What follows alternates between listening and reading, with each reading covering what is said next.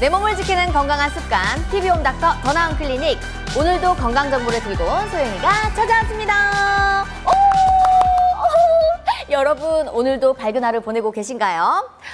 지난 시간에 이어 근골격계 질환. 오늘은요, 이 종아리부터 발바닥까지 이곳에 발생하는 통증의 원인을 밝혀볼 건데요. 자, 명탐정처럼 밝혀줄 우리 선생님 한번 모셔보도록 하겠습니다. 선생님, 나와주세요.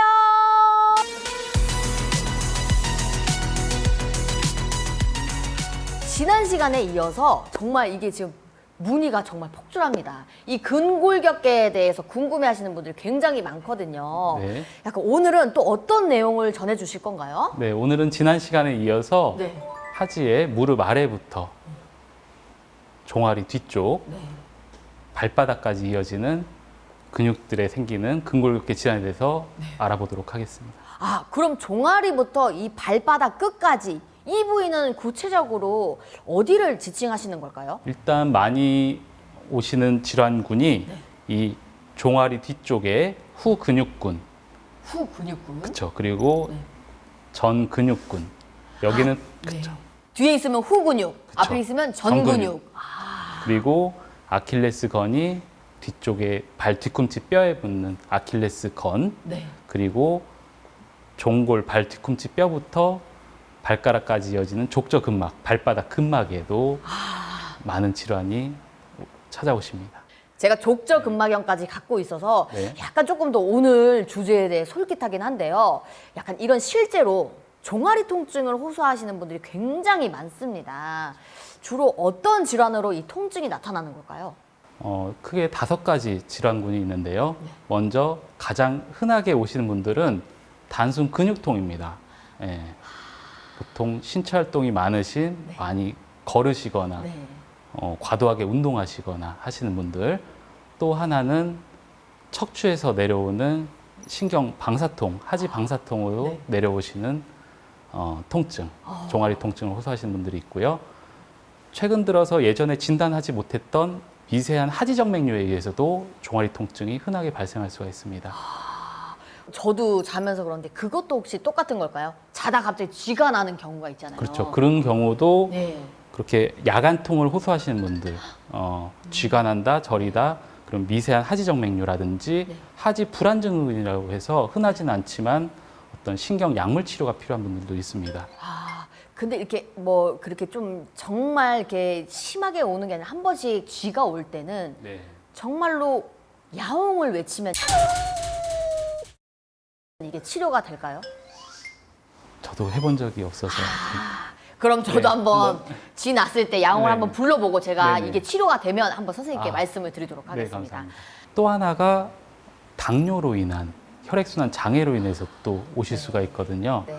그러한 가장 흔한 원인은 역시 과도한 신체 활동에 의해서 올 수가 있죠.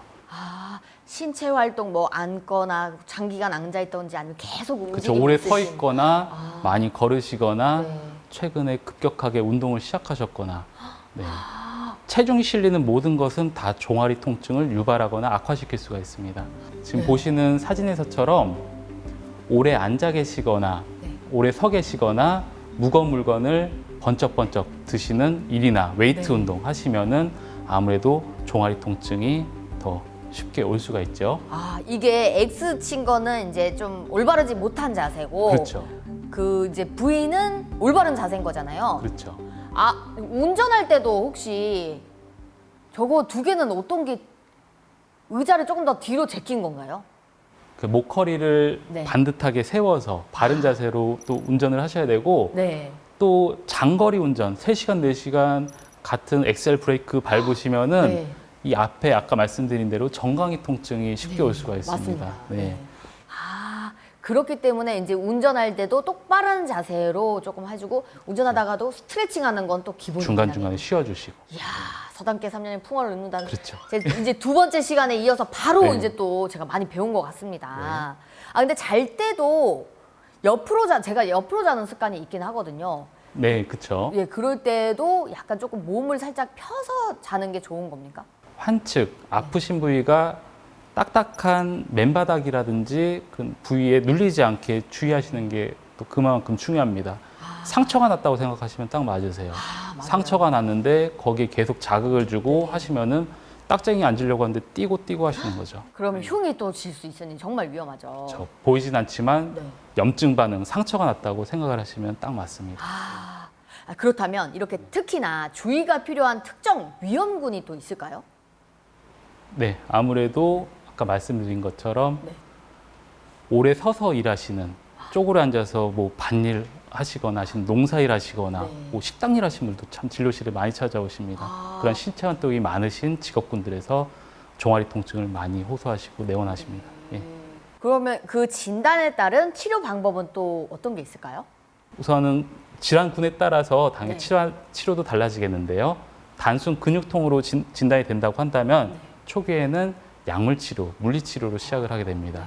그래서 그래도 호전이 없다. 그러면 단계별로 체외 충격파 치료라든지 도수 치료라든지 필요하면 주사 치료를 통해서 염증을 깔아앉히는 소염 치료를 시행하게 되고요. 그리고 미세 하지 정맥류 진단을 해서 투수 초음파 검사를 통해서 진단을 하면은 최초로는 약물 치료를 하게 되고요. 그리고 압박 스타킹을 착용해서 네. 초기 치료를 시행을 합니다. 그래도 효과가 없다 그러시면은 통증을 유발하는 그 미세한 하지 혈관을 찾아내서 거기에 주사 치료로 경화 치료를 합니다. 그러면 혈관을 막아서 아예 그 통증을 유발하는 원인을 없애는 치료죠. 예. 그리고 척추로 인한 방사통은 MRI로 정확하게 진단을 해서 필요하면 신경 주사 치료라든지 경중에 따라서는 허리 시술이라든지 수술적인 치료도 고려를 해볼 수가 있겠습니다. 약물 치료로 끝난다면 제일 그래도 좋은 방법이긴 하겠네요. 그렇죠. 그렇다면 이런 근골격계에 이상을 주는 이유는 어떤 것 때문에 그럴까요? 이렇게 한 가지 동작을 해서일까요? 그렇죠. 보통은 어떤 체중이 실리는 반복적인 동작이라든지 네. 과도한 운동 범위의 동작을 통해서 통증이 유발이 되는데 보통 골부착병증이라 그래서 한번 그림 통해서 한번 보시겠습니다. 보통 통증이 유발되는 부위가 그렇게 근육이 힘줄에서 빼붙는 자리에 잘 생기거든요. 네. 이런 조립식 탁자 같은 경우도 이런데 아무리 쳐도 이런 데는 안 부러져요. 이런 데를 계속해서 반복적으로 힘을 가해도 약한 접합 부위가 부러지는 것처럼 네. 계속해서 반복적으로 체중이 실리고 힘이 가해지면은 네. 약한 접합 부위에서 생기는 근골격계 질환이 골부착병증입니다. 대부분은 골부착병증으로 이러한 종아리 통증, 아킬레스 건염, 족저근막염, 정강이 근막염이 발생을 하게 됩니다. 아무래도 이제 사람들이 걷는 거는 무조건 하게 되는 운동이기 때문에 그렇죠. 오기가 쉽긴 하겠네요. 그렇죠. 거기에 근육, 인대, 힘줄들이 아무래도 연세가 드시면서 약해지고 느슨해진 상태에서 하시는 일이나 생활 습관, 운동량은 20대 때 그대로 하고 계시니까 아무래도 안 아프실 수가 없죠. 정말 이런 이제 그 건강 관리가 제일 중요할 것 같은데요. 이 종아리 외에도 발바닥 통증이나 아니면 정강이 통증은 혹시나 어떤 질환을 의심해 봐야 되는 걸까요? 그렇죠. 말씀드린 대로 족저근막염, 발바닥 근막염 앓고 제가 계시잖아요. 알고가 있는. 그렇죠. 이건 치료를 어떻게 해야 될까요? 일단은 네. 족저근막염 같은 경우는 발바닥 뒤꿈치뼈, 종골뼈에서부터 발가락 끝까지 어디든지 아프실 수가 있어요. 부채꼴 모양으로 펼쳐져 있거든요. 네. 마찬가지 개념으로 골부착 병증의 개념으로 약한 힘줄 자리에 보행의 양태에 따라서 네. 염증 반응이 생기신 거거든요. 상처가 났다고 생각하시면 딱 맞아요. 예. 거기에 상처 난데 네. 쉬지 못하시고 계속 걸으시고 오래 서서 뭐 하시고 하시니까 이게 상처 아물려고 하면은 또 거기에 그쵸. 하고. 그럼 1, 2주면 좋아질 거 짓물라고 굶고 몇 개월 동안 고생하시는 거죠. 그러니까 초기에 탁 잡는 게 제일 그렇죠. 베스트인데. 불 꺼지려고 하면 기름 붓고 기름 붓고 아이고. 하시는 거를 계속 반복하고 계신 겁니다. 그렇죠. 근데 족저근막염이 옆에 이제 네. 말씀드린 대로 중족골통이라 그래서 네. 앞쪽으로도 올 수가 있어요. 말씀드린 대로 부채꼴 모양으로 발가락 끝까지 있잖아요. 예. 중족골은 앞꿈치입니다. 그래서 앞꿈치에 그 엄지발가락 옆 부분이 튀어나오는 것도 그건 족저근막염이라고. 무지해반증이라 그건 그래서 무지해반증. 그 발가락의 변형. 그럼 전 잘못 얘기했습니다. 무지 예반증이 있었습니다. 그렇죠. 지금 딱 안 좋으신 거 하고 오셨어요. 뾰족 구두 뭐죠? 신고 오셨잖아요. 이런 구두 신으시는 게 예. 무지해반증으로 인한 통증을 악화시킬 수 있는 그래서 폭넓은 운동화, 편한 신발 신으시라는 걸 최초 치료로 항상 말씀드립니다. 저 밑에 또 이제 사진이 2개가 있습니다. 네네. 이 아킬레스 건염은 또 어떤 걸까요? 마찬가지입니다. 네. 종아리 후면 쪽에 있는 네. 비복근이라든지 가자비근이라고 하는 근육이 네. 힘줄이 돼서 뼈에 붙는 자리에 골부착병증으로 오시는 거예요. 아침에 특히 첫발 뛸 때 아프시고 네.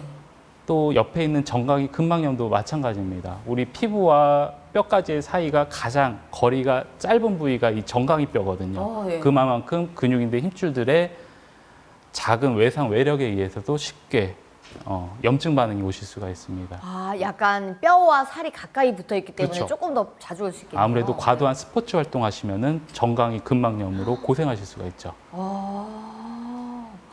그렇다면 이렇게 하지 관절과 근육통을 예방하기 위해서 좋은 실천 사항 같은 게 좀 있을까요?